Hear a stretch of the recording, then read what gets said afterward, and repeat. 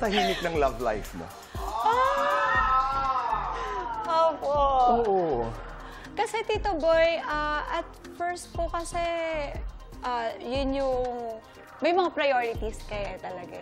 Matindi yung pinanghahawakan mo. Kumbaga meron ka mga bagay na kailangan mong ingatan at i-priority muna bago yung love life. At saka yung mga goals, no? Tsaka yung kontrata ko dati, Tito Boy, merong nakalagay, no boyfriend.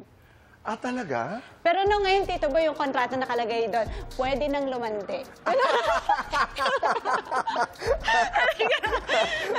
Oh, pero hanggang dyan lang. Pero hanggang dyan lang. No, Pero, but is that deliberate? Sadya yun na, okay, maingay ako dito, I'm on prime time, I'm on TikTok, I'm on social media, pero dito, tahimik ako. mas gusto ko rin po siguro yung tahimik lang, Tito Boy, kung magkaroon man po ako ng partner. Kasi minsan, kahit hindi para sa kanila, may mga, ang daming nakikialam po involved. Correct. So, mas mabuti siguro kung magkataon man po, Tito Boy, siguro mas private. Have you had a boyfriend? Never, Tito Boy. God. Pero yun yung inakala nila, ay, si Sonia, hindi nagka-boyfriend, hindi kami naniniwala dyan. Meron po akong nanligaw, mga nanligaw po. Ganun lang siya, Tito. Nako, meron tayong pag-uusapan mamaya. Pero ngayon kasi, for the first time, we're going to play this game dito sa Fast Talk na ang tawag namin ay Pick and Talk. I'm going to show you 4 na photos ng eligible bachelors in 2 batches. Tapos pipili ka, you pick, and then you talk. Which means that you have to pick one and you tell us why. Kaya, Sonia is the first one to play this game. Okay? Una. Can we start with our first batch? Narito. Oh my gosh! Alden, si Richard. Alden Richards. At saka, parang tayo Richard ang tawag kay Alden. So, si Richard or Joshua Garcia. Sonia, pick and talk. You can do it now. Ang hirap na mamimili dito sa dalawang to. Mahirap dahil... Tito Boy. Wait lang, Tito Boy. Okay. Sige, piliin ko muna si Joshua Garcia. Si Joshua Garcia. Sonia pick Joshua and then bakit? Kasi si Joshua, parang nung una ko siyang nakita sa Unbreak My Heart nila.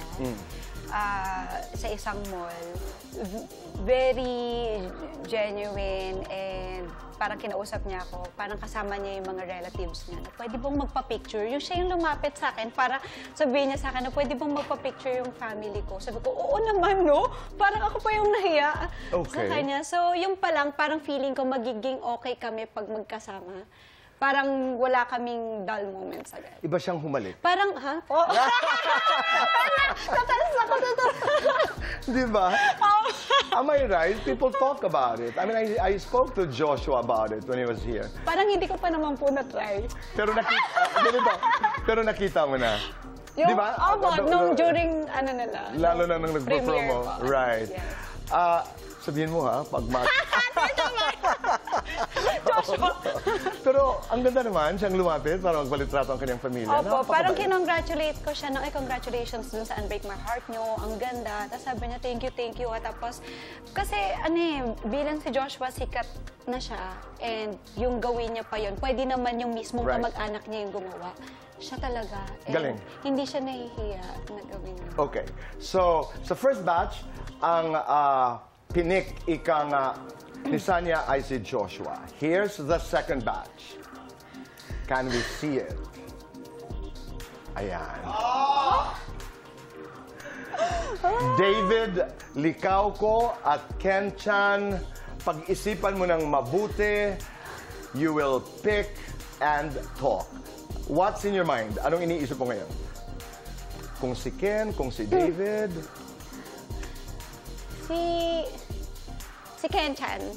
Ken Chan. Oh. Bakit si Ken? Si Ken kasi, matagal ko ng kaibigan si Ken. Kilalang kilala ko na siya. Nung walang tulugan pa lang po namin, kami na yung sobrang close. Parang halos yata wala akong maitago kay Ken dyan eh.